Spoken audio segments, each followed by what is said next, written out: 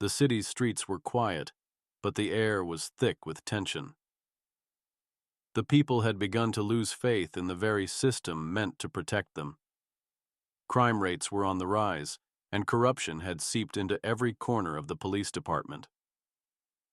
At the heart of it all stood Police Chief Dominic Graves, a man whose reputation was built on lies, bribery, and turning a blind eye to the crimes of the powerful. Clint Eastwood had seen enough. He knew that someone had to stand up and bring justice to the streets. And Clint wasn't the type to wait for change. He was the change. He made his way to the police station, his steps measured, his expression determined. Today, the corrupt were going to pay the price for their actions. Inside the station, Chief Graves sat at his desk, flipping through paperwork, unaware that Clint had arrived.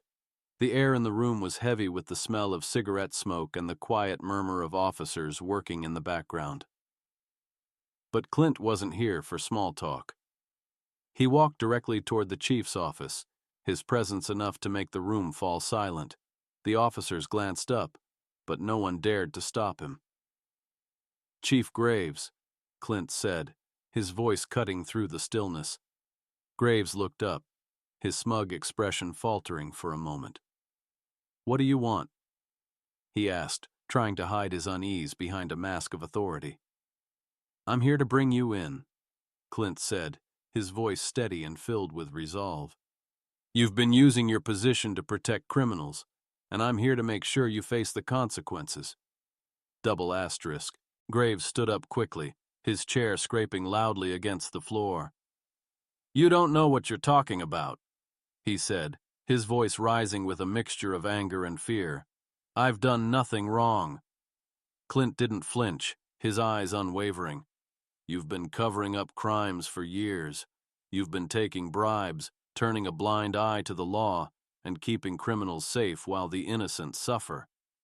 The chief's face twisted with rage, but Clint was already ahead of him. "The evidence is all here," Clint said, pulling out a file filled with incriminating documents, recordings, and eyewitness testimonies. He slammed the file onto the chief's desk. "It's time to face the music, Graves." Double asterisk. The chief took a step back, his hands trembling slightly as he stared at the file. "This is all lies," he shouted, but Clint's cold gaze told him he wasn't getting away this time. "You've been caught," Clint said, his voice low and steady. "There's no running from this. No more hiding behind your badge." Graves' arrogance faltered. He had spent years building his empire of lies, but now it was all coming crashing down. "You can't do this," Graves muttered, desperation creeping into his voice. "I've got connections. I have the city in my pocket." But Clint wasn't intimidated. "Connections don't save you when the truth is staring you in the face," Clint said, his words like steel. "You thought you could destroy the lives of so many, but today, it's over." Double asterisk.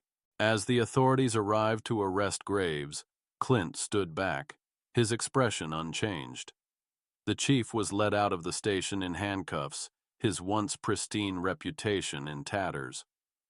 The officers who had been complicit in the chief's corruption now saw him for what he really was, a coward and a criminal.